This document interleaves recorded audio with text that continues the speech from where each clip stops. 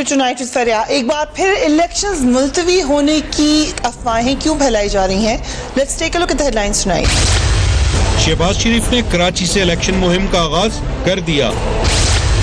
शहबाज शरीफ का कराची को लाहौर की तरह पेरिस बना देने का वादा। शरीफ खानदान लंदन में मजीद जायदादों के इंकिशाफ पर जवाब दे, फवाद चौधरी का बयान।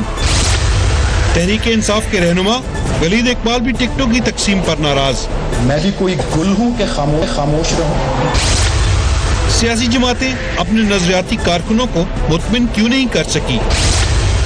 पूछेंगे मुस्लिम लीग नून के रहनुमा निहाल हाशमी से, रहनुमा तहरीक इंसाफ सेनेटर फैसल जावेद से, साबिक deputy chairman senate Sabir Baloch से और तज्जियाकार अमार मसूद से।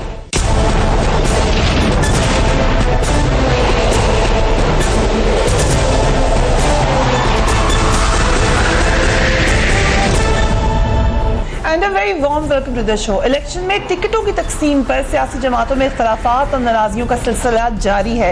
हर इलेक्शन में हम ऐसे देखते हैं, मगर इस इलेक्शन में ये कुछ तूल पकड़ गया है। चौधरी निसार और ज़हीन कादरी के बाद साबिक सूबाई वज़ीर चौधरी अब्दुल गफूर ने भी नून लीग से बगावत कर दी।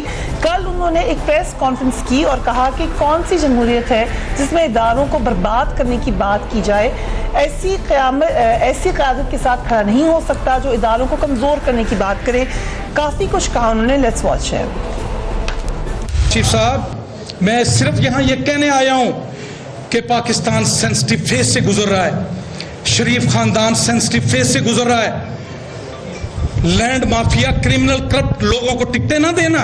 इन्होंने पाकिस्तान के साथ जुल्म किया है, पाकिस्तान के इदारों को बर्बाद किया है। और तारीख लिखने वाला जब तारीख लिखेगा ना, फिर लिखना पड़ेगा कौन कौन गूंगे बहरे क्रिमिनल करप्ट लोगों को असेंबलियों में भेज दिया जाए और फिर ये क्लेम किया जाए कि आई एम सादिक और Amin. How is it possible? दूसरी तरफ तहरीक इंसाफ भी टिकटों के मसाइल से बाहर नहीं निकल सकी। पार्टी कारकुनों के दबाव का शिकार नजर आती है।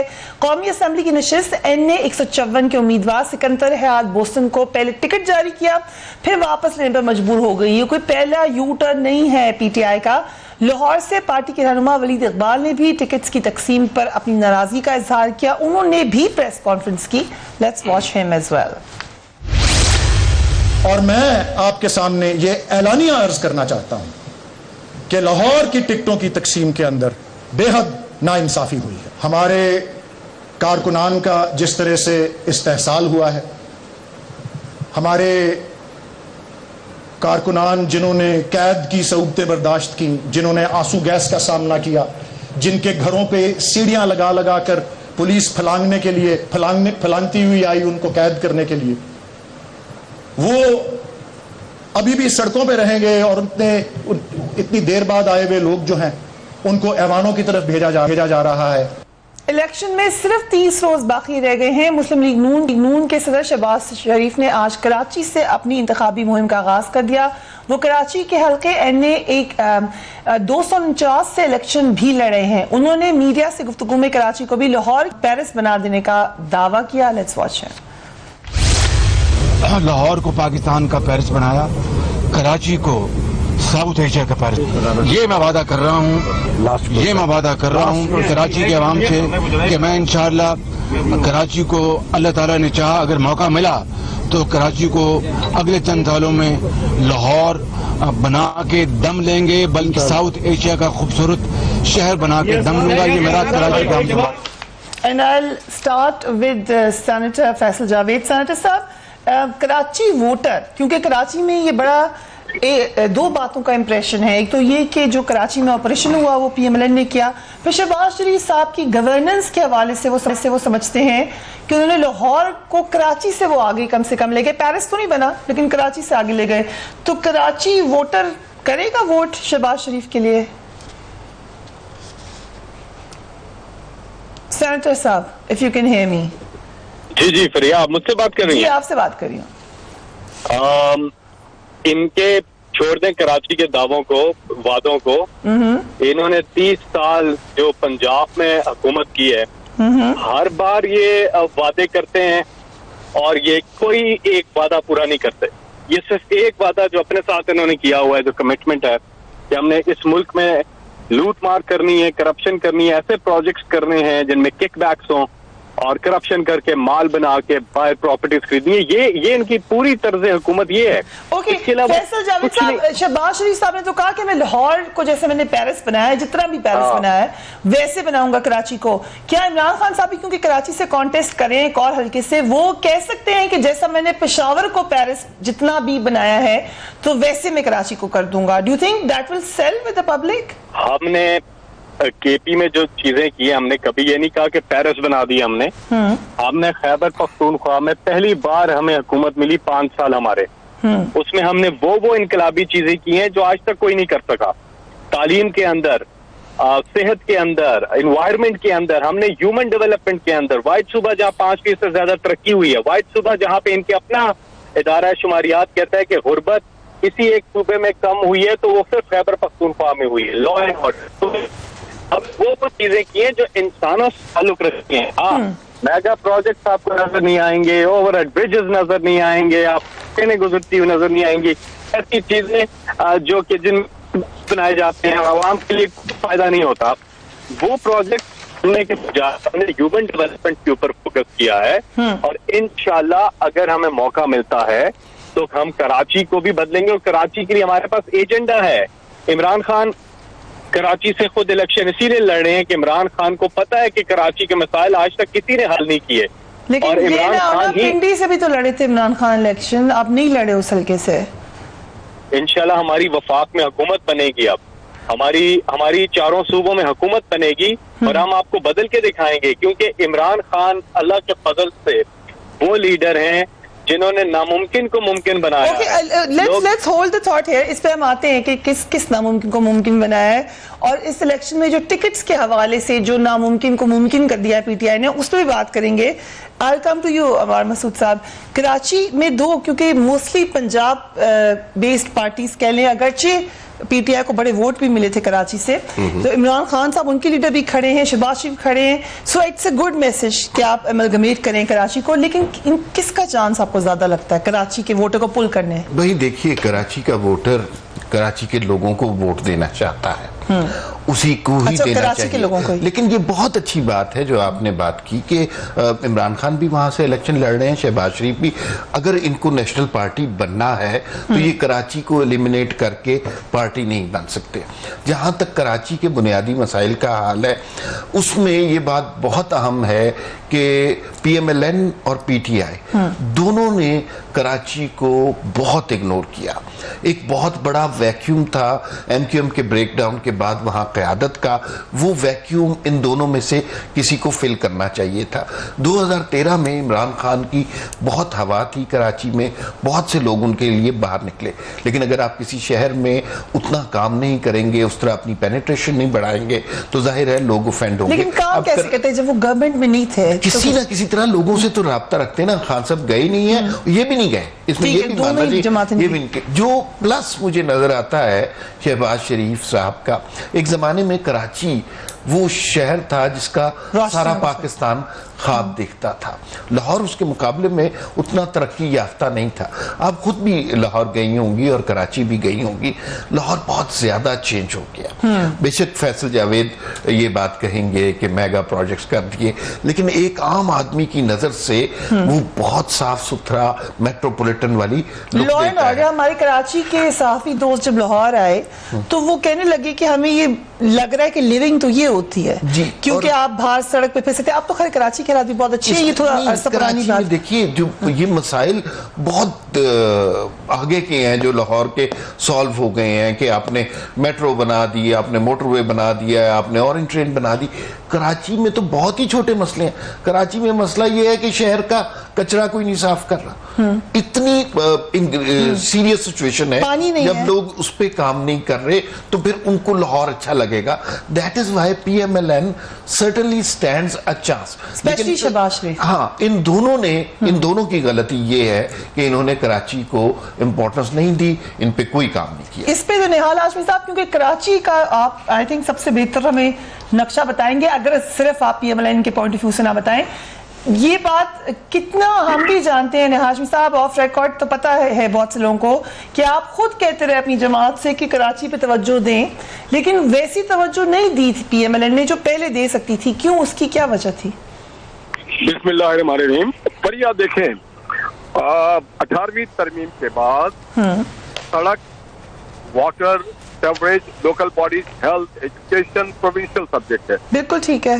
इन सब के बावजूद जो कराची में बुनियादी इंफ्रास्ट्रक्चर में कुछ तब्दीली लाई गई, वो ये कि कराची का पहला मेट्रो PMLN ने बना दिया, जो अब तकमील के आखिरी मराहल में है। दूसरा, कराची के पानी के K4 के लिए हमने आधे पैसे प्रोविंशियल गवर्नमेंट को दिया कि आप इसको तेजी से तकमील करवाएं। उसके अलावा कराची में 20 साल से एक, आप जानती हैं, आप कराची में रही हैं, कि एक मंसूबा रहा है लियारी एक्सप्रेसवे। अल्हम्दुलिल्लाह हमारे दौर में हमने इसको कंप्लीट किया, फाइनेंशियल पूरी सपोर्ट दी, टेक्निकल सपोर्ट दी। कराची और हैदराबाद से आपने सुपर हाईवे देखा तो उसका बहुत बुरा हाल था। अब हमने कनेक्टिविटी कराची हैदराबाद के 150 किलोमीटर की जो सड़क है, मोटरवे, उसे हमने बना दिया।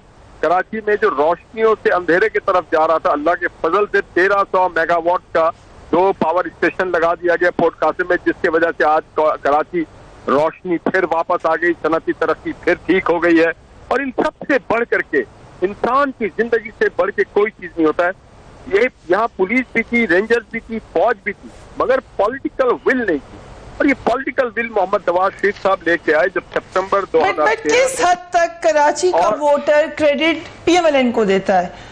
क्योंकि दो तरफ है, कुछ लोगों का ख्याल है कि ये फौज को क्रेडिट सारा जाता है, नहीं, कुछ लोगों का ख्याल है कि PMLN को चाहता है।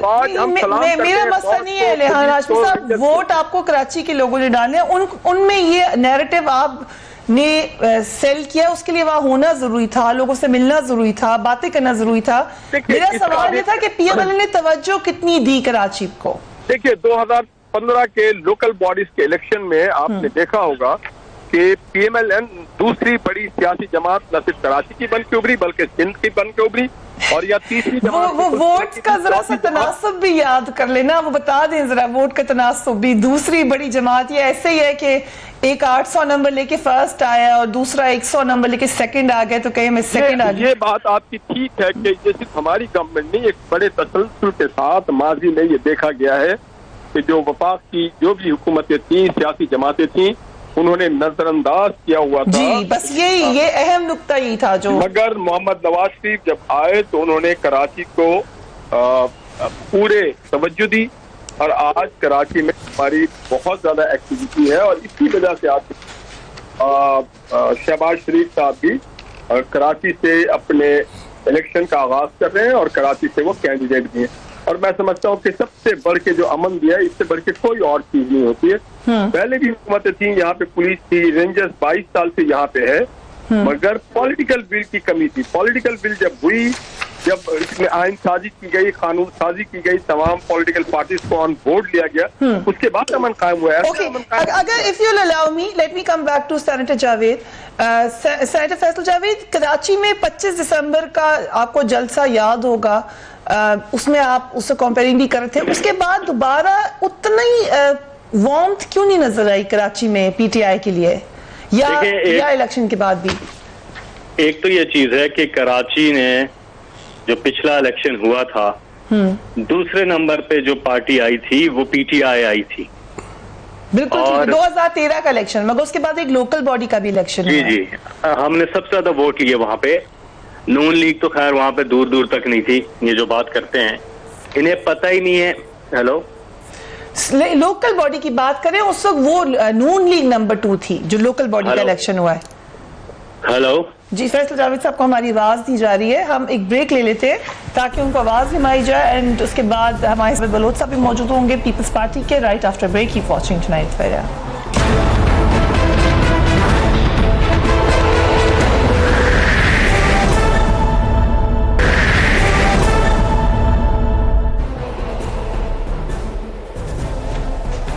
And welcome back. इलेक्शंस होने में अब वक्त थोड़ा रह गया है, टिकट्स के ऊपर अभी तक हम इंतजार देख रहे हैं। अवाम मसूद साहब, व्हाट डू यू थिंक, इस दफा कुछ ज्यादा लंबा अरसा नाराजगी नहीं चली चौधरी निसार अलग नाराज थे, अब उनके खिलाफ नून लीग ने अपने 4 सीट्स पे कैंडिडेट्स खड़े कर दिए हैं। सो लग रहा है अंदरूनी इंतशार भी है PMLN में। मुझे PMLN में इतना अंदरूनी इंतशार नज़र नहीं आता जितना PTI में है, इसलिए कि जो हमने गुज़िश्ता 6 महीने से मीडिया ने हमें सुनवाया था कि नवाज शरीफ की पार्टी ख़त्म हो गई, ये नाअहल हो गए, सारे बंदे तोड़ के चले गए, तो अभी आप देखिए इक्का दुक्का वाक़यात हमें कहीं सुनाई देते हैं। चौधरी निसार साहब का बहुत इंपॉर्टेंट है और उन्हें टिकट नहीं मिलना चाहिए, क्योंकि जो नवाज शरीफ का नरेटिव है, उनकी पर्सनैलिटी, उनकी सियासत उससे बहुत मुख्तलिफ रही हुई है, इस वजह से वो जेलिन नहीं हो रहे इस वक्त पार्टी पॉलिटिक्स के अंदर। तो लेकिन जहां बहुत से लोगों का नैरेटिव नवाज शरीफ साहब के नैरेटिव से अलग था, मगर वो खुलकर नहीं कहते। इन्होंने तो खुलकर कह दिया चौधरी निसार ने, मगर बहुत से लोग आप जानते हैं जो शहबाज शरीफ साहब भी जिनमें शामिल है, इसलिए कि उन्हें जो रीसेंट सर्वेज हैं उसमें नजर आ रहा है कि जो सबसे ज्यादा मकबूल पार्टी है, जिसके सबसे ज्यादा इलेक्शन जीतने के इम्कानात हैं, वो PMLN है। सीट उन्हें बड़ी प्यारी होती है, हो सकता है कि वो लेकिन इंतजामी तौर पर, इलाकाई सतह पर, और जो PTI की नाकामी हमें नजर आई है, हमने कभी ये नहीं सुना कि कारकुन धरना दे दें। फिर आपने कल वो फुटेज देखी शाह महमूद कुरैशी के घर के आगे जो खवातीन लड़ी हैं, वलीद इकबाल की प्रेस कॉन्फ्रेंस आपने सुनी, फिर फवाद चौधरी की आज प्रेस कॉन्फ्रेंस में एक खातून ने ये कर दिया। और देखें, अगर PMLN के लोग उनसे इख्तलाफ करते हैं सिवाय चौधरी निसार के, और तो वो शर्मिंदा होते हैं। PMLN वाले होना चाहिए। ज़हीम कादरी ने उनके खिलाफ बात की, शाम कोई साद रफीक वगैरह पहुंचे, उन्हें मनाने की कोशिश की, वो शर्मिंदा होते हैं कि हमारा कोई कारकुन टूट गया। जो PTI की बड़ी अलार्मिंग सिचुएशन है ना, वो अलल ऐलान इस बात को कह रहे हैं कि हमें अपना नजरियाती कारकुन चाहिए नहीं, हमें इलेक्टेबल्स चाहिए। तो इसका मतलब है कि अब इलेक्टेबल सिर्फ अपने इलेक्टेबल होने का वोट लेगा, उसको PTI के कारकुन की सपोर्ट नहीं है। ठीक है, जो पॉलिटिकली भी गलत स्ट्रेटजी है, नजरियाती तौर पर भी गलत स्ट्रेटजी है। जब आप इस तरह अपने कारकुनों को नजरअंदाज करने लगे जिन्होंने इतनी मेहनत की हुई है, इतना काम किया हुआ है, और वो इमरान खान के साथ बड़े मुखलिस लोग थे, ठीक है, और जिस तरह के मनाजिर मीडिया दिखा रहा है, this will not yield very good result. इन तमाम सवालों का जवाब हम लेंगे सैयद साहब से, लेकिन हमारे साथ इस वक्त चौधरी मंजूर मौजूद हैं। Thank you so much for being on the program. Sir, Shehbaz Sharif साहब कराची से इलेक्शन लड़े हैं, इमरान खान साहब लड़े हैं। हमने अभी पहले भी कहा कि ये एक अच्छा कदम है कि नेशनल अप्रोच हो पार्टीज की। पीपल्स पार्टी एक नेशनल पार्टी, पाकिस्तान की सबसे बड़ी पार्टी बड़े अरसे तक रही है।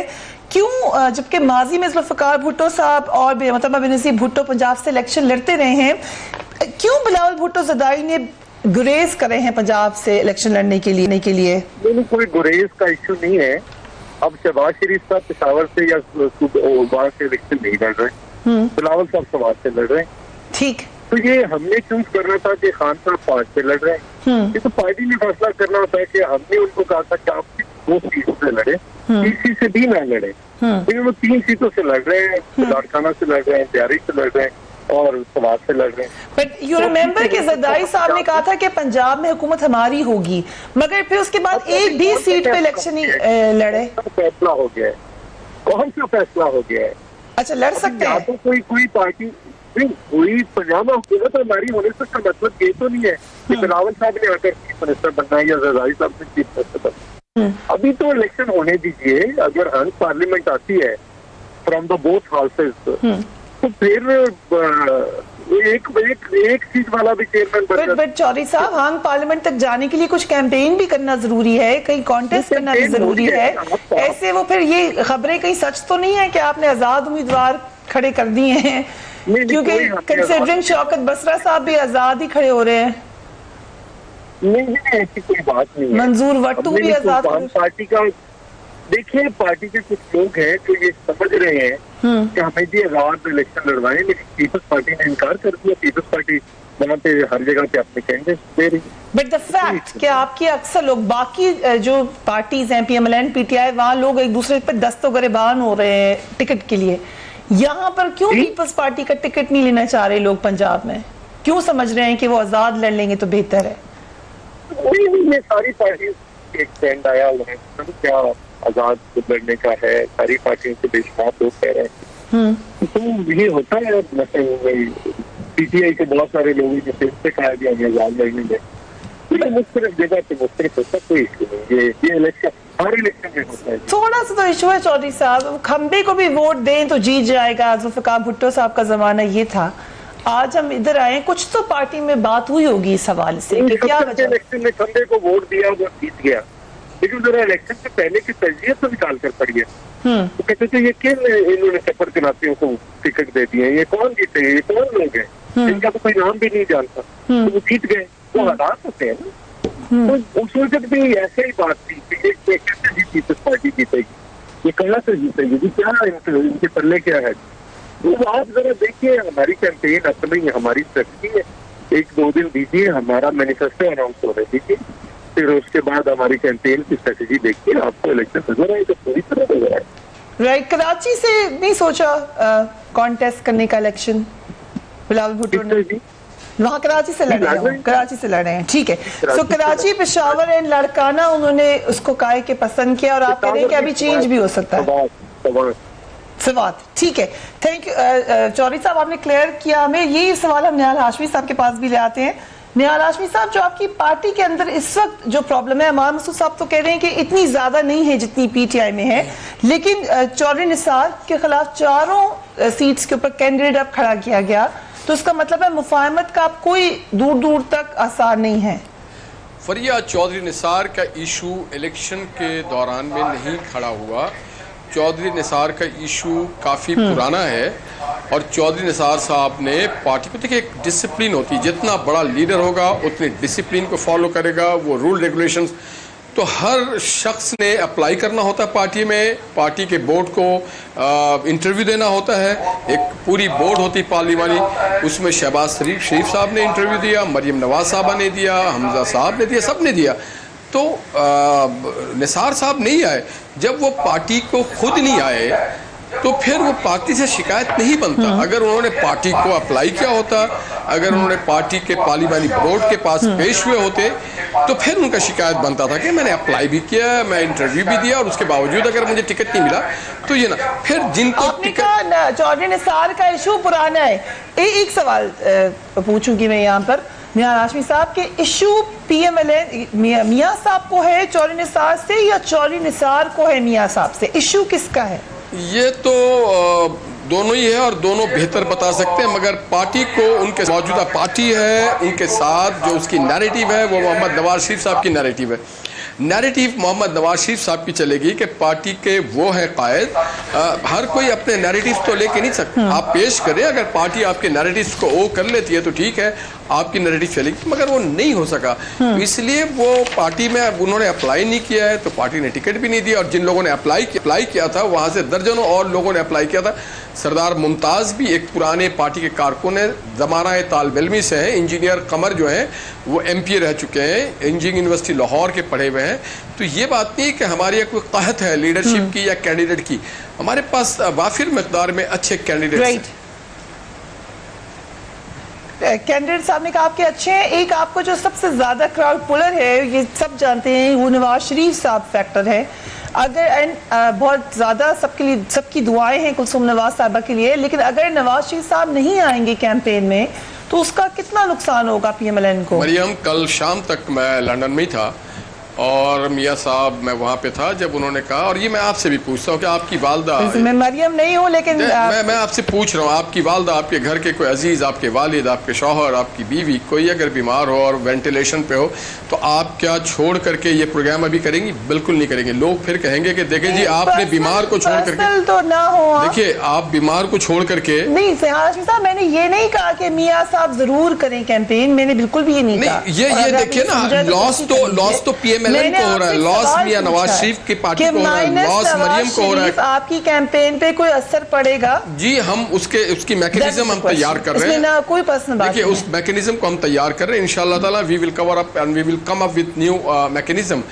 नुकसान है पीएमएलएन को है कि उसका कायद और उसकी एक फोकल लीडर जो बहुत ही फोर फ्रंट पे है, जो क्राउड पुलर है, मरियम नवाज साहबा, वो यहाँ पे नहीं है, तो इससे हमें थोड़ा सा फर्क जरूर पड़ता है। मगर उसके लिए हम कोई नया मैकेनिज्म करेंगे और हम अल्लाह ताला से दुआ करते हैं कि कुलसुम बीबी जल्द अज जल्द सेहतियाब हो जाए। The moment she will recovered, दोनों हमारे क़यादत जो है वो लंदन से पाकिस्तान की तरफ आ जाएंगे इंशाल्लाह। अल्लाह ताला उनको सेहत दे। फैसल जावेद साहब से ये सवाल जो मसूद साहब ने अभी टेबल पे रखा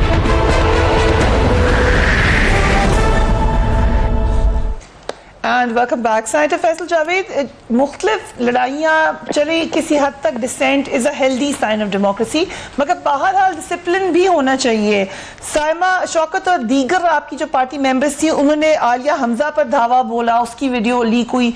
उसके बाद शाह महमूद कुरैशी साहब के घर के बाहर जो हुआ, बनी गाला के बाहर बड़े अरसे से एहतजाज है, इसको कब तक आप लोग सॉर्ट आउट कर लेंगे? देखें फरिया, पहले तो मैं निहाल हाशमी ने जो आपके साथ पर्सनल वो अटैक करने की कोशिश की है उसकी मजम्मत करता हूँ। आपका सवाल ये था कि नवाज शरीफ जो हैं अगर कैंपेन से दूर रहते हैं तो इसका क्या असर पड़ेगा, तो वो उस पर अजीब सा लगा। दूसरी चीज मैंने एक मिसाल दी जावेद भाई, मैंने मिसाल दी थी मैं पर्सनल। अच्छा आपने बाहर पर्सनल अटैक तो किया था निहाल साहब, लेकिन आई थिंक आपको समझ नहीं आया था मेरा सवाल, फिर आपको समझ आई तो फिर आपने ठीक उसको तस्दीक करी। कोई बात नहीं, इट्स ओके फाइन। आगे बढ़ते हैं। अमार मसूद साहब या तो स्टडी कर लिया करें चीज, उन्हें पता नहीं है कि पीटीआई के टिकट की इस वक्त जो अट्रैक्शन है, 4000 से ज्यादा एप्लीकेंट्स आए हैं हमारे पास पर कॉन्स्टिट्यूएंसी। हमारे पास कहीं 10 कैंडिडेट्स आ गए, कहीं 6 आ गए, कहीं 5 आ गए, तो टिकट तो एक को मिलना था, बाकियों ने नाराज होना था। वाहिद पार्टी है जो रिव्यू में गई, वाहिद पार्टी है जिन्होंने कहा पटिशंस दायर करें, वाहिद पार्टी है जिसके चेयरमैन ने सबको सुना, खुद कहा कि आओ अपने, अगर आपके खिलाफ ज्यादती हुई है आप आवाज उठाएं। ये प्रोटेस्ट तो सिलेक्टेड सीट्स पे है ना, वो भी नाराज है। सुने, मैं यही कह रहा हूँ ना, हमारी इतनी ज्यादा तादाद आ गई कि जिसमें आप सबको तो टिकट नहीं दे सकते ना।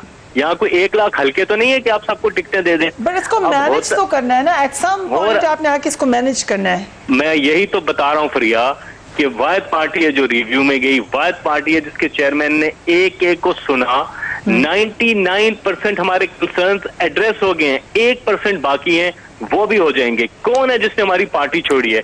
नून लीग में तो पार्टियां लोग छोड़ रहे हैं, उन्हें टिकट नहीं मिला, उन्होंने पार्टियां छोड़ी। रोज आपके सामने बड़े बड़े नाम आ रहे हैं जो पार्टियां छोड़ रहे हैं। और पीपल्स पार्टी तो लोगों के घरों में टिकट फेंक के भाग रही है कि टिकट ले लो। कोई टिकट लेने वाला नहीं है, या वो जूसर दे रहे हैं या लैपटॉप दे रहे हैं साथ के, टिकट ले लो, खुदा के लिए टिकट ले लो। ये तो हाल है उनका। लेट अमार मसूद आंसर, क्योंकि आपने उनसे कहा कि उन्होंने सही स्टडी नहीं किया।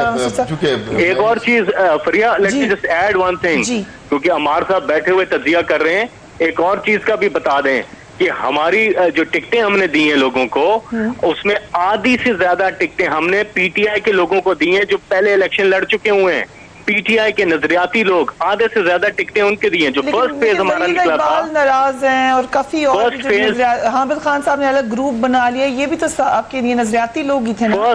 फर्स्ट फेज जो हमारा निकला था, आउट ऑफ अबाउट 150, 108 पीटीआई के लोग थे। मैं फिर कह रहा हूं कि कई जगहों पे लोगों को कहीं पे टिकटें नहीं मिली, ज्यादा वहां पे बेहतर कैंडिडेट आ गए या कुछ हो गया, लेकिन हमने जो कैंडिडेट मैदान में उतारे हैं वो पार्टी के साथ लॉयल भी हैं, वो इलेक्टेबल भी हैं और वो बेहतरीन कैंडिडेट हैं जो कि अभी हुआ ना, नए आए हुए लोगों को भी आप बेशतर मैं तो आपको स्टैट्स दे के बता रहा हूँ ना कि 70% पीटीआई के लोग हैं। 70%। Okay, I will check it and get back to you. आपकी स्टेटमेंट मेरे पास आ गई है recorded, so will certainly look into it. 70% PTI के कितने अरसे से हैं वो, मतलब 6 महीने से बने हैं, 5 महीने से या पहले से हैं, 10 साल से? इस चीज को भी आप चेक कर लें। और दूसरी बात, जब हमने पहली बार खैबर पख्तूनख्वा में गवर्नमेंट की, 99% हमारी कैबिनेट भी नई लोगों की थी। शाह फरमान और एमएनएस हमारे कौन आए थे? मुराद सईद, अली मोहम्मद खान, ये वो लोग जो कि पीटीआई के डाई हार्ड नजरियाती लोग हैं,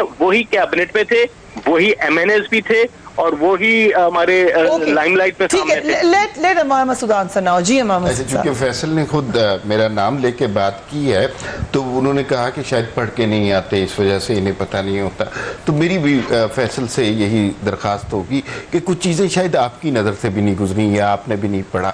मतलब आपने इमरान खान का वो बयान नहीं पढ़ा जिसमें इमरान खान ने कहा कि हमने अपने नजरियाती कारकुनों को टिकट नहीं देना, हमने इलेक्टेबल्स को टिकट देना है। क्या आपने वो फहरिस्त नहीं देखी पीटीआई की कि जिसमें सारे लोग पीपल्स पार्टी के और मुस्लिम लीग काफ के लोग शामिल हैं? क्या आपने धरनों में रोते पीटते कारकुन नहीं देखे? क्या आपने वलीद इकबाल की प्रेस कॉन्फ्रेंस नहीं सुनी? क्या आपने लाहौर में खवातीन ने जिस तरह एहतजाज किया वो नहीं देखा?